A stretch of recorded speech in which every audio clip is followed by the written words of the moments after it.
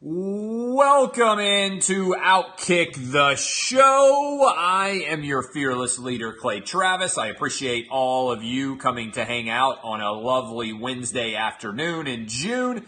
I want to tell you tonight is game three, of the NBA Finals, and we're going to break down the Cavs hosting the Warriors.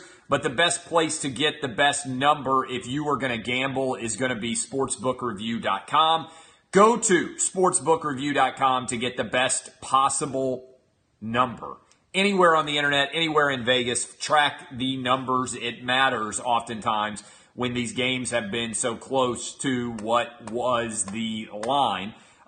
We got a couple of big stories developing. Disney versus Comcast for the Fox assets. If you're not paying attention to this story, it's one of the blockbuster media stories of a generation. What is going to transpire there?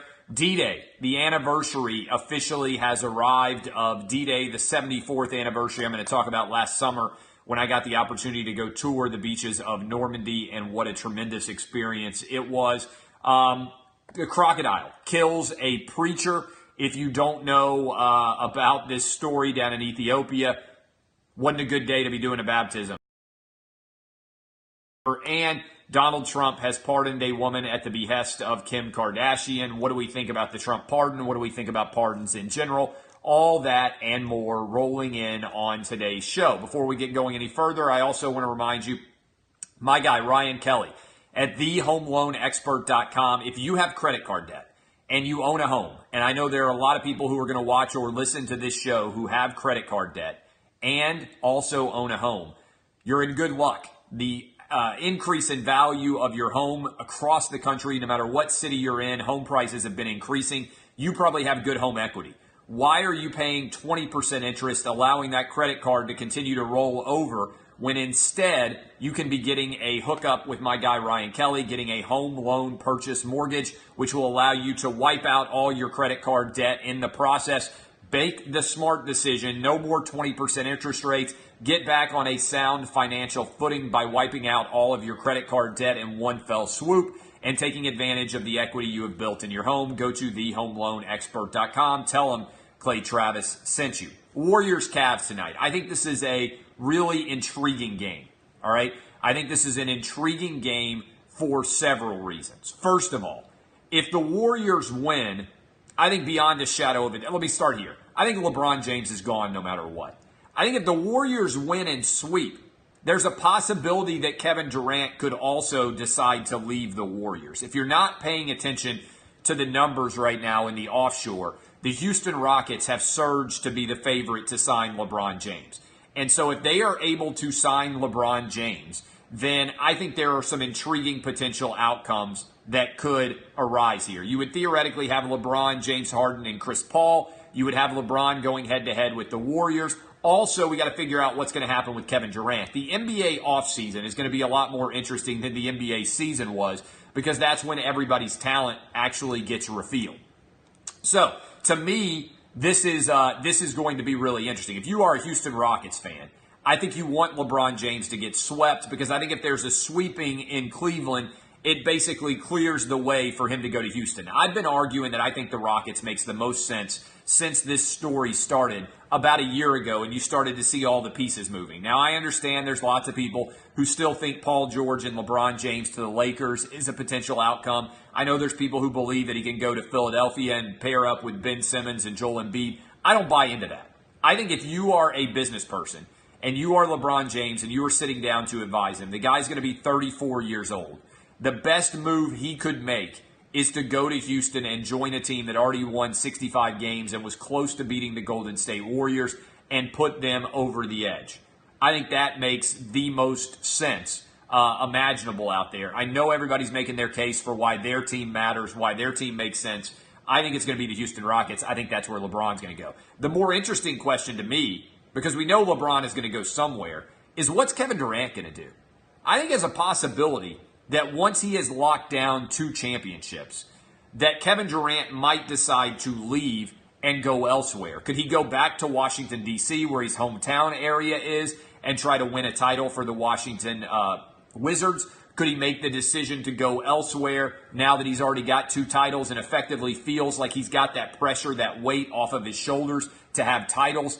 And the real Armageddon factor out here, which would basically lead the NBA to shut down the season. Can you imagine the reaction if LeBron James, who desperately wants to win titles to add to be able to compete with Michael Jordan, made the decision to join the Golden State Warriors and didn't take a max contract and instead decided to chase championships? This would be unbelievable because it would effectively mean that the NBA is done as a league. This would be amazing to see if LeBron James went and joined the Golden State Warriors, because I think there's some possibility that LeBron could try to go join the Warriors and pull his own version of Kevin Durant and take a lot less money. This has been my argument for a while, and I do think it's an intriguing one. This, I think, is an intriguing one.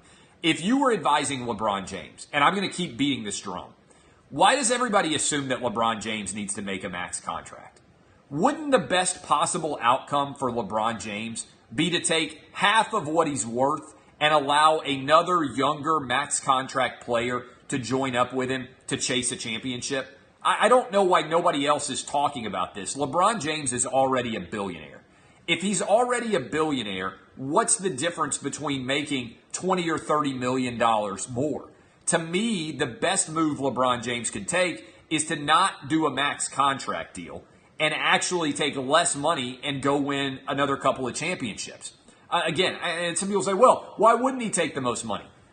At some point, you have enough money. Like my number in my head, and I've said this before, that I think is where I have fuck you money, is if I have $20 million. Now, I'm not there yet, but if I have $20 million in assets, I'm not going to be making decisions based on whether I make a few more $1 million, because I'm 39. If I get to 20 million in assets by 43 or 44, which I think is a decent chance that that's going to happen.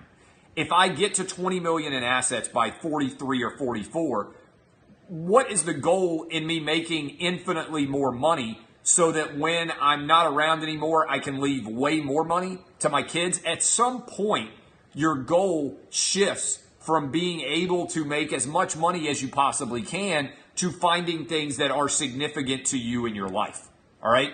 And to me, LeBron James, who's got to be worth what? 600, 700 million, maybe $1 billion now. Why does he need more money? And again, I say that as a guy, like if you told me, hey, you can do exactly what you want and end up with $20 million, or you can do what you don't want to do and end up with $30 million, I'm going to do exactly what I want and end up with 20. Now, that's 50% less money, but I'm not spending $20 million in my life either. So why would you not make the decision to take less money and play on a better team in the final years of your life as a basketball player, maybe even prolong your career? No, it's not a violation of the CBA for him to take less money than he's worth. Lots of guys have had the opportunity to do that. Again, I don't know why you wouldn't make that decision if you are LeBron James. Plus, if you're on a great team, Nike may well, or your other endorsement money, may be able to help make up the difference from whatever you leave on the table as a player. It's just an idea. Look, I think LeBron James over the past couple of years has been worth at least $100 million a year. But here's the other thing. As a player, you're not allowed to get ownership in a team. I've been asking this question for a long time. What keeps a secret handshake agreement from happening? What would keep somebody who owns a team, who really likes LeBron James and thinks he would be a great equity investor in your franchise, from going to him and saying, hey, LeBron, you take half of what you're worth now, and I will sell you a share of this NBA franchise at a substantial discount to what I would sell to everybody else, right? I think that's honestly probably happened before. It's forbidden under the CBA rules. But if I were an owner and I could get omerta code with LeBron James and I could get into a room with him, I would say, look, if you come play with me for less money, then I guarantee you that you will be able to buy into my franchise at X dollar. And in fact, if you want to be even more secure about this Everybody else out of the room. Everybody else out of the room. One-on-one with LeBron James. Here is a document that has been drafted by my attorney that I will sign in front of you, that you can sign with me. There will only be 2 copies to this document. One you will have, the other I will have. This is an NDA, but it guarantees you a particular share of this company at a particular price, an option to purchase. Why would you not do that? If I were a businessman like LeBron James is, to me, that is the ultimate play that I'm asking for. I don't want more money. I want the opportunity to get equity in a company after my career is over. Maybe that's what the Lakers are offering. Maybe that's what Jenny Buss is offering. I don't know the ownership structure of those teams, but to me, that's the play that everybody should be pursuing. All right, I don't know if you are following. By the way, I haven't even decided how I'm going to gamble on this game yet. I'm going to wait and see what the final number is. I'll be tweeting out the pick. Respect the picks, hashtag DBAP, hashtag everything else on that. And we will be later, we'll be rolling. Again, equity matters, okay? Equity matters, and to me, that's what I want if I'm LeBron James at this point. Okay, not sure if it's going to be a blood bank. Need to look at the number. Disney versus Comcast for Fox. I don't know how many of you are paying attention to this, but I think this has the potential to rewrite the entire media landscape. I think right now this is a 50-50 battle. There's about a 50% chance that Comcast is going to buy all these Fox assets. There's about a 50% chance that Disney is going to buy all these Fox assets. If Comcast wins and gets all the Fox assets, look out. I think Bob Iger is going to end up running for president in 2020.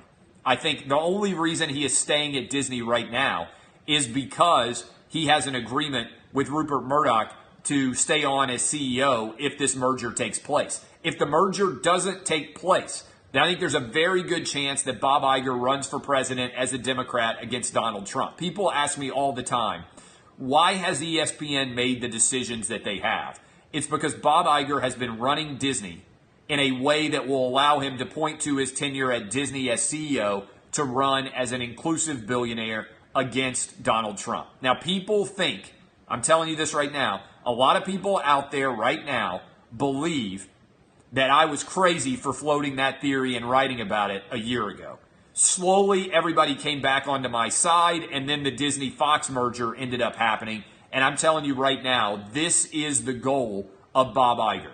That's why he's been running Disney as he has. That's why he's been running ESPN as he has, so that he can point to all these different inclusive moves that he made as the CEO of Disney to run against Donald Trump. I'm telling you, this is his plan. He's an inclusive billionaire. He's an example of capitalism working. I can write you his entire script right now for what he wants to do to run for president. This becomes intriguing also when you look. There's a major decision coming out on June 12th. If you are at all interested in media, business, sports media, all of these stories, you need to pay a lot of attention to this. On June 12th, there is the expectation that the judge in the AT&T Time Warner antitrust case is going to release his decision about whether or not the Department of Justice was correct to say that this merger violated antitrust law. If he says that it does not, then I think all bets are off and tons are going to happen to what exactly is going to be in play here. Then I think Comcast comes out guns blazing and officially puts the big merger offer on the table for Fox shareholders. Everybody else out there is going to end up reacting to this. I think it is going to be a tremendously interesting story to follow. And if you are not following the Disney versus Comcast battle for Fox, the Sky Broadcasting is the first battlefront of this merger takeover conflict. And the Sky company right now, Comcast has made a bigger offer than Fox has. We have to wait and see what happens. Will Bob Iger fire you from Fox Sports Radio if Disney buys it? No, because Fox Sports Radio is not owned by Fox Sports. It's iHeart. It's Premier. I am not an employee right now in any way from Fox Sports. I make $0 so far in 2018 from Fox Sports. The only place I make money other than from Outkick, which is the business I own to the extent that anybody cares, is from Premier for doing my radio show. So iHeart pays me to do the show. I'd love to get Bob Iger in a debate. I think I could beat him. I think I'd be better in a debate than he would. All right. Today is the Anniversary of D-Day. Last summer, I had the incredible opportunity to travel to Normandy. We took an all-day tour with our own private guide. We went all the way down the coast in Normandy. We finished in the American Cemetery. It is one of the most amazing things that I have ever been able to do. It's one of the most incredible, unbelievable experiences that I have ever had in my life, and I think it is evidence of why that generation of soldiers is the greatest of all time. Why they are, in fact, the greatest generation. You think now about how often people on social media make the decision to go on and call people who they disagree with Nazis. 74 years after these guys stepped out of amphibious assault vehicles with Nazis actually firing at them and stormed the beaches of Normandy, I got to tell you, if you ever get the opportunity to travel to France and to go to these beaches and look at them, what is so incredible about the experience is how little difference there is now between what they looked like then and what they look like now. These are still farm. Incredible farmland stretching as far as you can see, looking out over the coast, and the pillboxes with the German weapons are still there. You can actually walk into them. It is eerie on a level that is hard to ever comprehend what actually happened there. And I find it just amazing to think about the 18 and 19-year-old kids who had probably rarely, if ever, even left their state, many of whom had never seen a beach before they got drafted or volunteered to go to fight against the Nazis. And in that moment, 18 or 19 years old, what it was like, the heroism, the bravery, the sheer balls it took to storm a beach in the face of that hail of gunfire is frankly unlike anything that anyone who is remotely close in age to me would ever know, by and large. I mean, we've never seen anything like it. And I know there are a lot of great soldiers out there fighting today, enlisted men, soldiers. I've had the good fortune to go to West Point and spend a day trailing a cadet before. Those guys put more on the line every single day than just about anybody. They live the DBAP lifestyle every single day. But when you stand there and you look out over that venue and you 100% walk into that experience, it is flat out incredible. It is one of the most unbelievable things I have ever seen. And as we get on the 74th anniversary, I think it's instructive and unfortunate that so many people out there today spend time not actually doing anything positive, not actually putting themselves on the line, but going on Twitter and calling other people Nazis. If modern day millennials had to fight the Nazis, I think the Nazis would win. The only positive I can see is that I imagine lots of German kids are pussies now too. And that's maybe the only way we could actually beat the Nazis now. Because the vast majority of people who got Twitter fingers would be on the internet saying, oh, look at the bad, mean Nazis. If you think Nazis are bad, retweet this and favorite this. And very few people would actually have the balls to stand up to true evil. Those young men did. They did it in an incredible fashion, and more power to them. Again, if you have not had this experience, it is a life-affirming and life-changing experience to be able to be there and see everything that those guys went through. So every year, I decided when I was over there last summer, I decided every year on the anniversary of D-Day, I'm going to talk about it because so few people in our country today, I did it on the radio show this morning, so few people have any concept whatsoever of history today. And so I think it's important on major anniversary dates, given how historically illiterate this country has become. If it happened before social media, it's like people don't even realize it exists. And there's so much anger, and there's so much lies, and there's so much division that exists now in this country.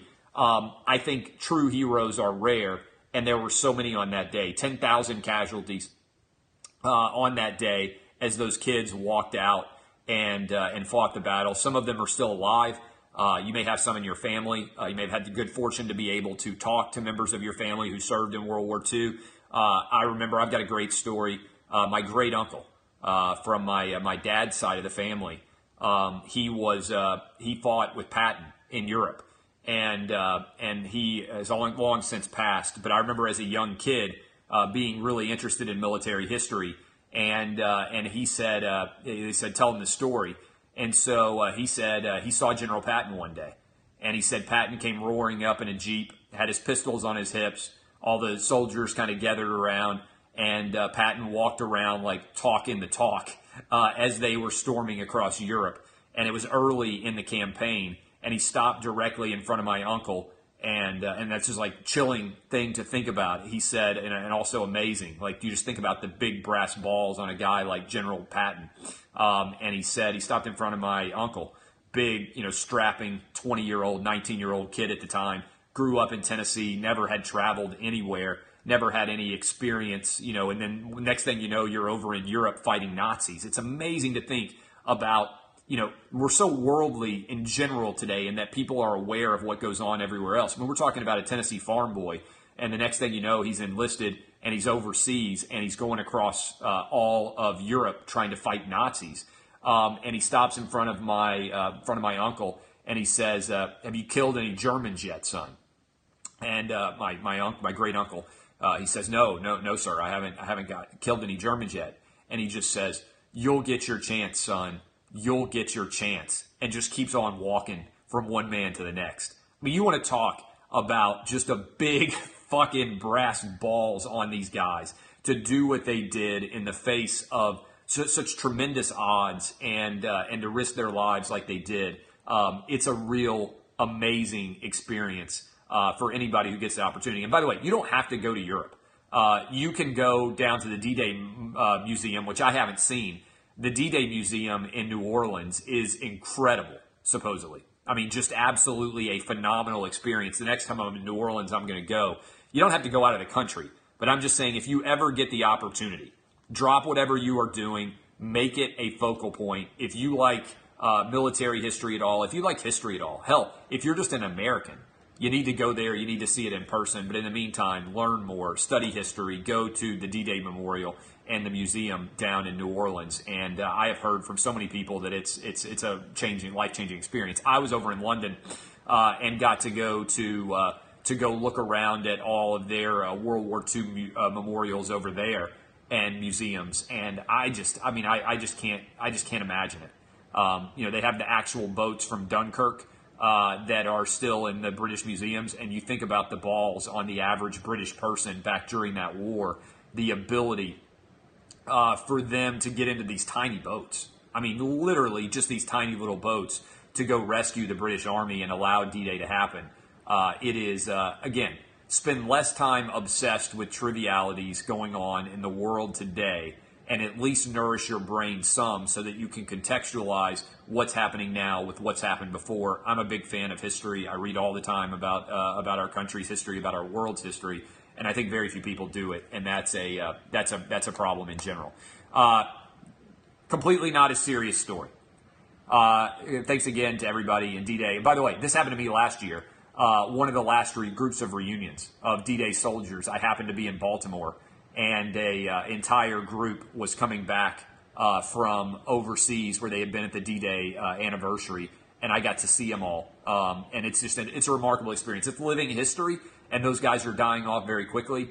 And if you get the opportunity to talk to a soldier who served overseas in World War II, take the opportunity, not just for yourself, but so that one day when you are 70 or 80 years old and a little kid comes up to you, you can say, I remember talking to the soldiers who fought in World War II, in the same way that I remember my grandfathers talking to me about how when they were kids, they would sit around and listen to the Civil War soldiers tell stories about having fought in the Civil War. I mean, that experience of living history is a big deal. Crocodile killed a preacher in Ethiopia. Animal Thunderdome action. If you didn't hear it this morning, I don't know why they do it, but in Ethiopia they decide to go out and actually they make the decision to get baptized in a crocodile-infested crocodile-infested lake.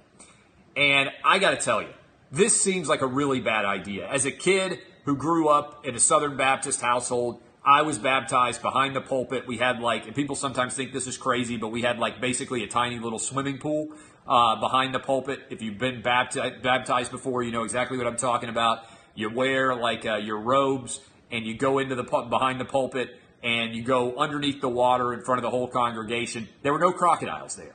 I don't know why they would not do this in Ethiopia too. All right.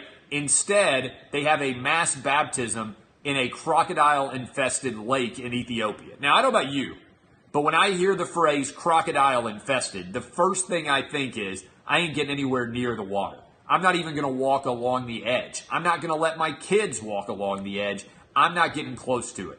Crocodile-infested to me is way, way, way bad decision. Sometimes, like I said, general rule, don't be a pussy. Sometimes, though, be a pussy.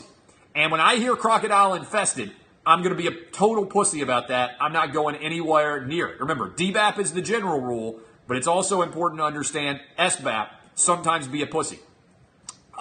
This guy was in the middle of baptizing his congregation, and out of nowhere, a crocodile attacks him mid-baptismal ceremony and kills him.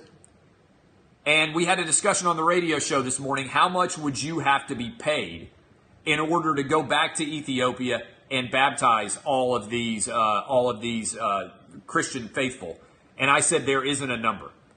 It's rare that I come up with a number and I say there's no way that I'm going to take any money to me at all. Because sometimes, as I said before, SBAP, sometimes be a pussy. General rule, DBAP, SBAP also applies. Sometimes be a pussy. And when it comes to crocodile-infested lakes, I'm going to be a pussy every time. And there's nothing to be gained by being the guy who's like, oh, I'm so brave, look at me, I'm going to go into this crocodile-infested lake and walk up to my waist. Are you fucking insane? Why would you do that? What do you have to gain at all?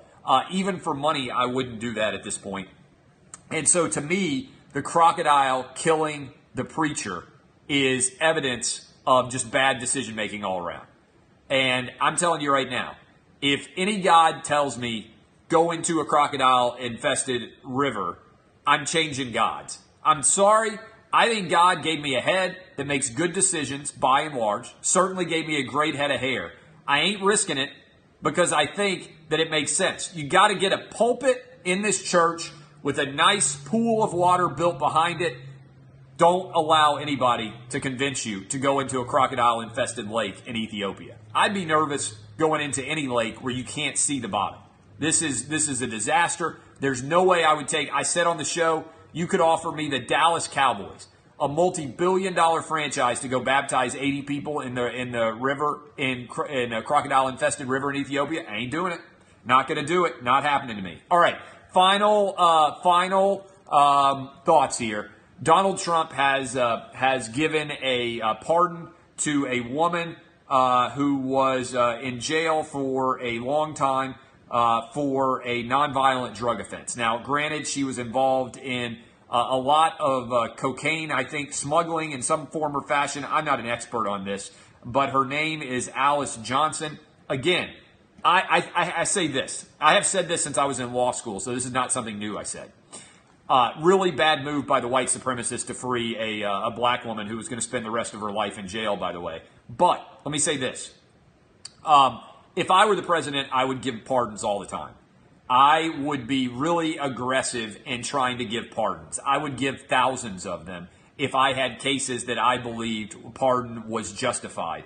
I think that oftentimes people are going to jail for far too long for insignificant crimes. I applaud Donald Trump for making this decision. People ridiculed Kim Kardashian, but I think this is an example of when celebrity getting involved in a particular case can be very beneficial. I think whether you want to love him or hate him, and I know a lot of people hate him, and I know a lot of people love him, and I know a lot of you are swiveling from one side to the other sometimes, I think Donald Trump is responsive to personal appeals. In other words, if you can sit him down and convince him of the justice of your side, he will listen to it. And I actually think that is a positive about Donald Trump's temperament as president. So I would actually encourage him to grant far more clemency, to give more prisoners who are nonviolent, and we're spending $40,000, $50,000 a year to keep in prison. I think we have far too many people who are in jail for nonviolent offenses. I am of the opinion, personally, that nonviolent offenses should not be the province of our country. And so I believe that we should focus on violent offenses and spend much less time putting people in jail for insignificant acts. So I agree with all of those decisions. I appreciate all of you. I would remind you to DBAP, but also SBAP. Sometimes it makes sense. Don't go baptize anybody in crocodile-infested lakes. Make sure that you spend a little bit of time thinking about DDay today. Thank you for spending your time with me. If you enjoyed the show, share it. My name is Clay Travis. We'll be live tomorrow, early in the morning, breaking down whatever happens in Game 3, Cavs at Warriors. Love you guys. Thanks for hanging with me.